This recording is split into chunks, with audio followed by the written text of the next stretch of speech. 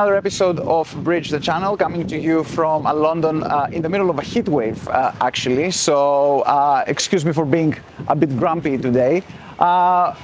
We actually started the idea of Bridge the Channel as a way to kind of change from, move on from the Brexitometer idea, right? So kind of the idea that we have to talk a bit broadly about the Anglosphere, about Euro-Atlantic relations and the rest of it. And basically ever since we decided to rename our series from Brexitometer into Bridge the Channel, we just have to talk about British politics all the time, right? So that's kind of, you know, when you think that the world changes around you, actually nothing really changes. And of course, we're coming to you today in our last episode of the summer, actually, to discuss about what everybody's talking about here in London, in Westminster, which is the Tory leadership challenge. Yes, you heard that right. Boris Johnson is on his way out, and the Conservative Party will be choosing a new leader and a new Prime Minister. We're going to give you a primer on on everything that is going, the main candidates, who are the favorites, who are expected to win, and of course what the repercussions will be also for the relationships between the UK and the EU. So this is another episode of Bridge the Channel, yet again focusing very, very much on the UK, and of course there's going to be a few references to Brexit as well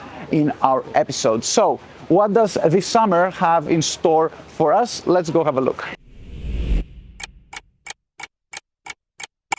So who is in the running to succeed Boris Johnson? First of all, one note of caution before I start getting into names. Things are moving very quickly. The process is that basically a number of candidates, around a dozen, will be trimmed down to two through successive votes within the Parliamentary Conservative Party, which means that by the time you watch this, you may already know the final two names that will fight it out during the summer among Conservative Party members for a new Prime Minister to be elected on by September the 5th. Already at the time when I'm recording this, 4 candidates had dropped out and 8 were left. Probably by the same time tomorrow, there's going to be even fewer. The important thing to know, beyond just getting all the names, is the dynamics of a Conservative leadership election. And the thing to know is that usually over the last 20 years, Conservative leadership elections usually come down to a centrist establishment, mainstream candidate, if you want to call it on the one hand,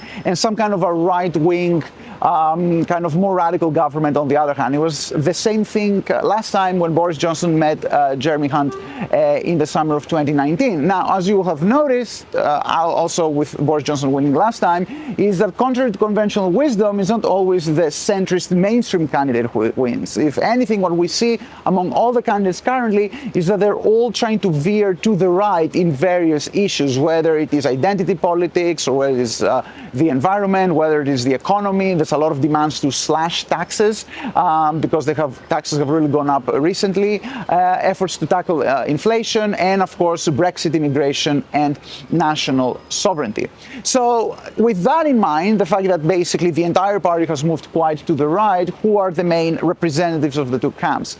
I think the main person to look out for, and also the face, if you will, of the more centrist perspective is Rishi Sunak, the current Chancellor, who is seen by many as the best organized, the best funded, the best resourced, essentially the person who's already is there from the get-go. And he's seen, or he's tried to portray himself as kind of a safe set of hands in order to steer the country through a lot of the challenges that it currently faces.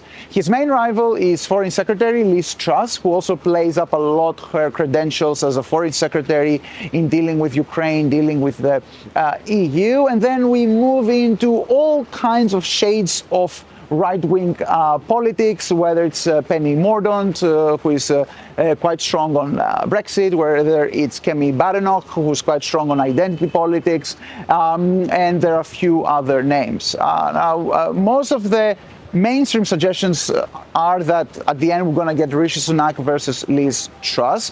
Of course, this is quite important for the EU as well. We know that Liz Truss has tried to identify herself with a strong stance on the Northern Ireland Protocol, the problems with Brexit. Many people hope that if Rishi Sunak does win, he is going to be more moderate on those things, although it bears reminding ourselves that actually Sunak was someone who supported Leave in the 2016 referendum, whereas Truss supported Remain. We won't really know until September. Probably by the next time we meet, we will already know who the new Prime Minister is going to be. So that was another episode of Bridge the Channel, aka our honorary Brexitometer, given the fact that we are still consumed by UK politics. As I said, this is our last episode of the summer. By the next time we meet, we will already know who the new Prime Minister is going to be. Rishi Sunak, perhaps, Liz Truss, perhaps a complete surprise, a third person, a third name. We don't know that yet. And of course, this election is going to have quite a few repercussions on the position of the UK towards the EU, on various other crises, Ukraine, its position on questions such as climate change, and a lot of other stuff. It's the end of an era for Brexit and for British politics. We also wave goodbye to Boris Johnson. We're all expecting what the elements of this new order of things is going to be. Until the next time we meet, Bridge Channel and the Martin Center wants to wish all of you a happy summer. Take care wherever you are. Enjoy the sun if you have the chance to do so. And we will be back very soon with more exciting news and developments in British politics, in Euro-Atlantic relations, in the Anglosphere, and everything in between. Take care.